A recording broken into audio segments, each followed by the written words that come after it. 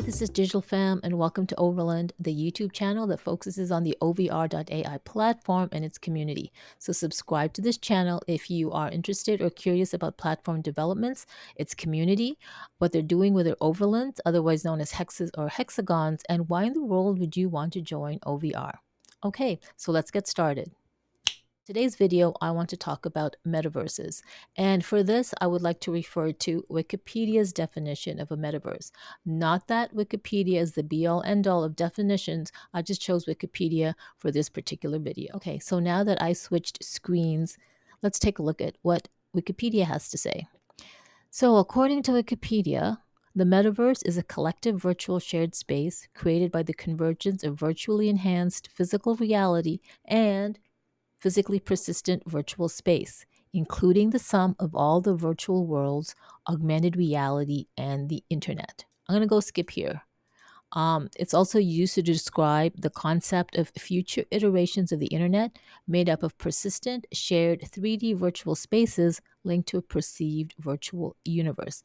So, the reason why I wanted to talk about metaverses today was because I had a recent conversation with Don Allen III. So, if you don't know who Don Allen III is, he is a augmented reality artist and content creator. He's been specifically chosen by the company Snap to create content using their version 4 spectacles. I will put links in the description to where you can connect with him online. You can follow him on Instagram. That's where he posts the majority of his work. So I had a 73-minute call with Don Allen to specifically talk about OVR.ai and metaverses. We had quite an extensive conversation on metaverses, and I do plan on speaking with Don Allen and getting him online with an interview so that we can talk about metaverses and share them with all of you. So after that conversation, it made me think of that blog post I had created way back in 2007 when I was really immersed in Second Life. I'm going to show you right now, and I will put the link in the description for any of you who are interested in reading it. So I was very active in Second Life around 2007, and it made me think about metaverses, especially their effects on the greater consciousness. Now, I'm not going to go into detail. You can read about it here in the blog post. So what I did do after thinking about metaverses was I took a piece of charcoal and a paper and I started doodling. And what I was doodling was really, I guess, the concept in my head that how I thought metaverses would all play out. So here is the doodle. It's small. Actually, the paper is really this big. And I was trying to map out all my thoughts about metaverses. Then I thought, you know what? I'm in Second Life. Why don't I just create this two-dimensional drawing in 3D? And that's what I did. So I created this. Now, I went back onto Second Life to see if it was in my inventory, and I couldn't find it. And I realized that it belonged to my other avatar. So what I did was I logged back onto Second Life to recreate this 3D model of my thoughts on metaverses. So let me show that to you right now. Okay, so here we are in Second Life. My avatar's name is Isabella, and just a while ago, I went on and I created this 3D object of the drawing that I did a while ago on metaverses. So the middle sphere represents the Earth. I'm not saying that the Earth is the center of the universe or metaverses. Oh, look, somebody's actually putting their build.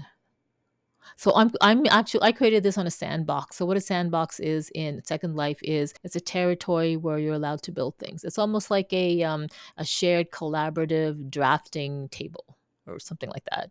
So anyways, getting back to it. So the middle sphere is the Earth, and the reason why I put it in the middle is because it is something that it is a platform that we occupy as humans, and that's where we build out technology, the internet, and it's basically a place where we figure our shit out. Now, all the other spheres around it are the different metaverses.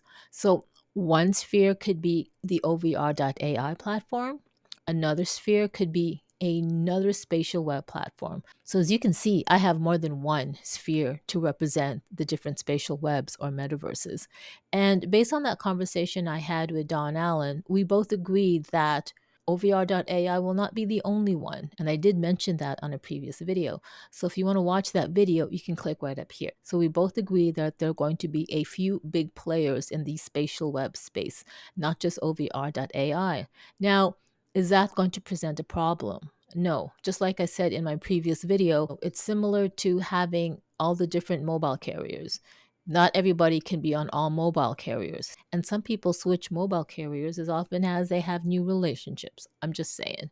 So, to circle back to this topic, if it is true that there's going to be a few big players in this space, then as I said before, interoperability is going to be really, really important.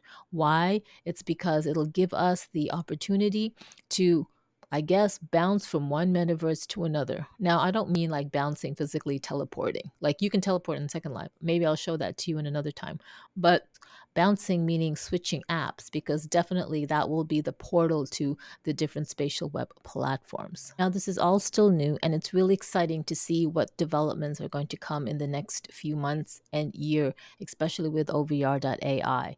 The only thing that will really make these spatial web platforms and augmented reality experiences truly, truly good is if we switched out of mobile devices and transitioned into AR glasses. And what's exciting is that Apple's WWDC is coming up soon in June, and hopefully, we're crossing our fingers that they're actually going to be announcing their AR glasses.